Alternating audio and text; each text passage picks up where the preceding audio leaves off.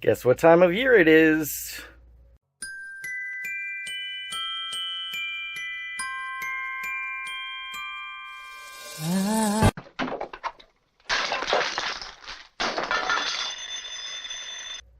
Oh, no, you don't get to do that anymore. Listen, I understand that it is confusing and can be dangerous to mix too many holidays together. It's like trying to mix a wedding and a gender reveal party together all in one.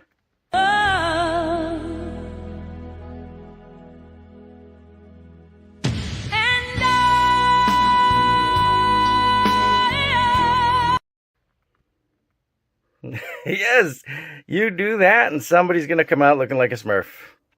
But Thanksgiving is done, and now we are on to Christmas. And some of us have been waiting patiently for this for a few months now.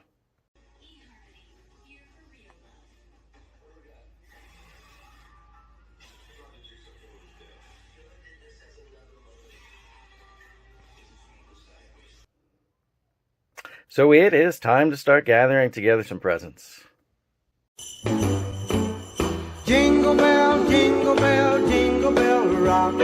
Jingle bells swing and jingle bells ring. Snowing and blowing up bushels of fun. Now the jingle hop has begun. Jingle bell, jingle bell, jingle bell rock. Jingle bells time and jingle bell time. Dancing and prancing. And we need to kick this Christmas season off with something spectacular.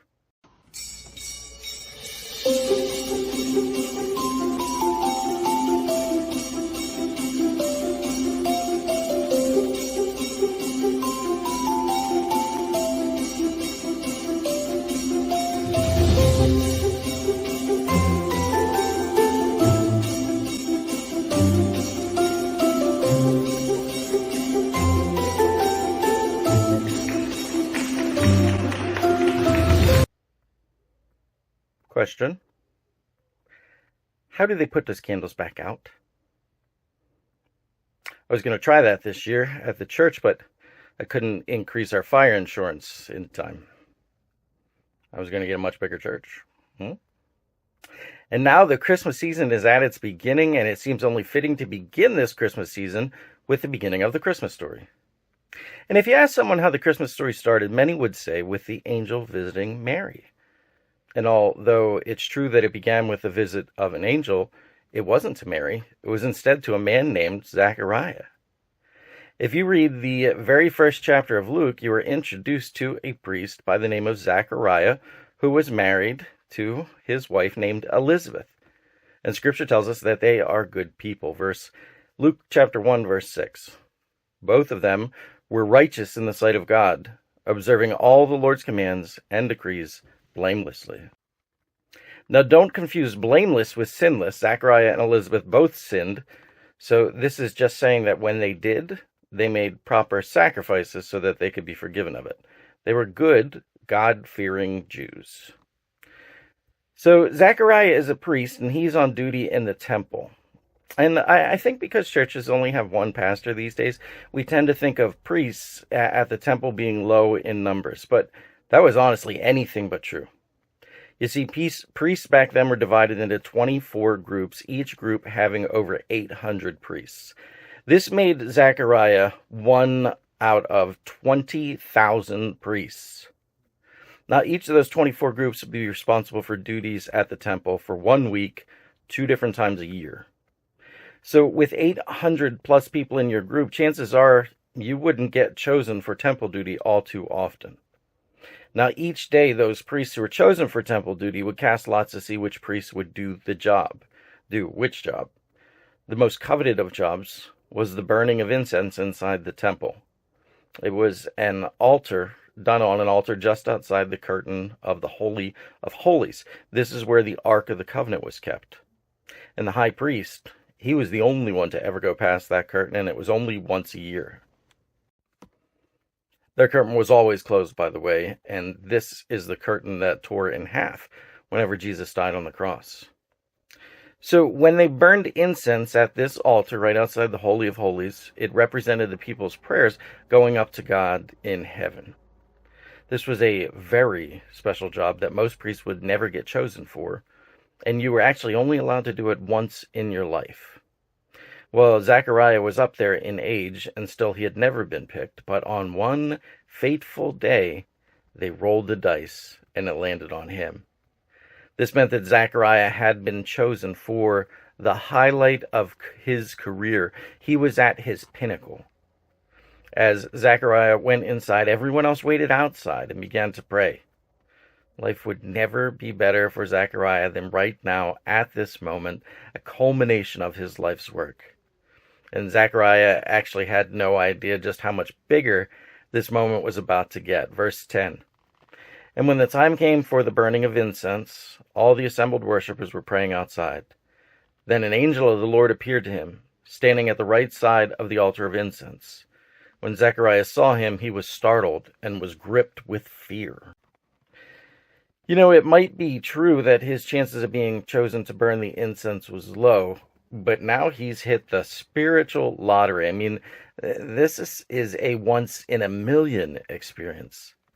The last recorded angel visit was over 400 years ago, and it was actually a visit from Gabriel visiting Daniel. But now, here stands the priest Zechariah by himself, burning incense to God, while everyone lifts up their prayers, and God answers those prayers by sending an angel. The angel says, "Do not be afraid, Zechariah. Your prayer has been heard. Your wife Elizabeth will bear you a son, and you are to call him John." The angel goes on to tell him that their child will capture the heart of the Israelites and help turn their faces back towards God and prepare the way for Jehovah, who has been promised to come all of these years. He's basically telling Zechariah, hey, you gotta get ready because the first Christmas is coming. Now, if anybody's going to be ready for the first Christmas, it's going to be Zechariah. I mean, he is a priest, and out of all of the priests, he's been chosen special for this moment. As a priest, he's been waiting for Jesus to be born his entire life. An angel of the Lord personally shows up to tell him that Christmas is coming. It's on its way. He's got to be overjoyed.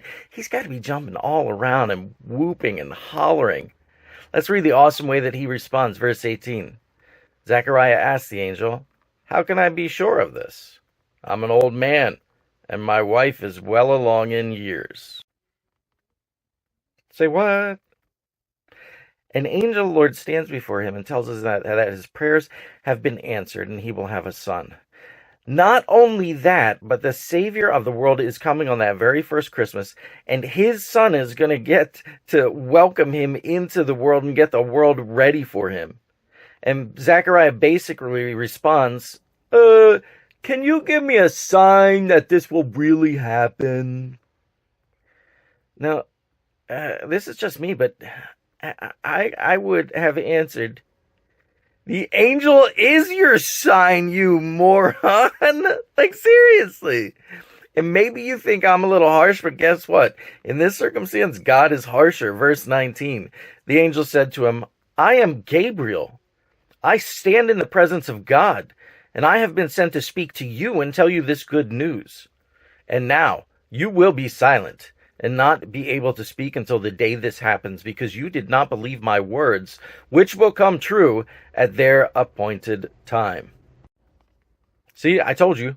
Gabriel basically says, I am your sign, you moron. And then God takes away Zechariah's voice until after his son John is born, just like God said it would happen. Now, when Zechariah comes out from the back, he's making all kinds of gestures, basically playing a game of charades with the other priests, because he has no voice to be able to tell the other priests what happened. They know something crazy happened, but they have no idea what. And he is finally excited. But do you realize how close he came to missing the first Christmas? I mean, as a priest, he should have been more prepared than anyone for this first Christmas, but he honestly almost misses it. And Zechariah might have been the first person to almost miss Christmas, but he certainly isn't the last. He isn't even the last believer to almost miss it. In some sense, doesn't it feel like the world has hijacked Christmas? If you ask 10 people what Christmas is all about, you will get 10 different answers. Christmas is about the presents and the lights and the happiness and time spent with family and traditions and Santa and the fruit cake. Actually, nobody says that. Christmas has become so many different worldly things that a lot of people go through the Christmas season forgetting that we are meant to be celebrating Christ. People are celebrating a birthday party for Jesus, but never actually letting him in the house. So in response to this, some Christians have fired back. They rebel against the presents and the lights and the decorations and the holiday specials and Santa, and they decide that they will have nothing to do with the commercialization of the season. But to me, just like Zechariah, they felt like they were getting prepared, but I think they're in danger of missing it too. How could they miss it? Because if you really get Christmas, then you can't help but celebrate. I mean, think about it. Christmas is the birth of the Christ child. Christmas is salvation come down to man. Christmas is our rescue from sin. Christmas is our present, which when accepted, saves us from eternal fire. Christmas is God loving us so much that he sends his only son to earth as our present. Christmas is the beginning of so many wonderful things. How can you know what Christmas is and not be overflowing with joy for it? How can you not let it inside of you and just want to have it burst out? How can you not want to try to find every single way possible to express this joy? This was a joy that not only deserved to be celebrated in a massive spectacle 2,000 years ago, but a day that demands to be celebrated every year since. And therefore, uncle, though it has never put a scrap of gold or silver in my pocket, I believe that Christmas has done me good and will do me good, and I say, God bless it. That's from A Christmas Carol, by the way, which is just one of the many ways that I love to celebrate Christmas. Folks, where did all the Christmas traditions come from? They weren't a byproduct of a greedy society. They were a byproduct of a joy that had filled our heart. Our hearts were so glad, they were so joyful that they demanded a way to express it. And the tree alone wasn't enough, and the lights weren't enough, and the food wasn't enough, and the presents alone were not enough. We needed all of them. And I still need all of them.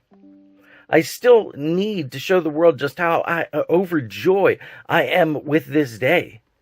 I don't do them out of obligation. I don't do them out of some sense of guilt. I do them because my heart simply can't contain this joy. Does that mean that you have to do all of the celebrations? No, absolutely not. But I want you to do the ones that help you express your joy, and do them guilt-free. And listen to me, if you are not feeling joy, then you definitely are in danger of missing Christmas. And if we've learned anything from Zechariah, being a Christian doesn't mean that you automatically get it. He almost missed it with an angel standing in front of him. Christmas is coming. So how can you not miss it? First, make sure everything you do is being done out of joy for Jesus' birth. You get that? I don't care what you choose to do, as long as you make sure that this is an overflowing of joy from your heart for Christ's birth. This is a birthday party. Secondly, make sure to include the nativity story. There are scriptures, movies, specials, songs, and so much more that tell the story of his birth. Immerse yourself in them. Thirdly, do something for the less fortunate. The first people to see Jesus, the baby, the Christ child, the gift to the earth, they're just poor, smelly shepherds. Christmas should involve our following in those footsteps by doing something for the less fortunate. Fourth, come to church. Or make sure you're watching church online if you can't be there in person. Advent is meant to be a time of preparation, and there is no better place to prepare than with fellow Christians in an awesome church. Folks, we have to do whatever it takes to build this joy. Please, don't miss it. It doesn't come by accident, even for church folk. And if you do miss it, Well, God might just steal your voice for 9 months. Who knows? I can't say for sure. I wouldn't risk it, though. Thanks for watching. Thanks for listening. Take care. God bless. Hope to see you soon.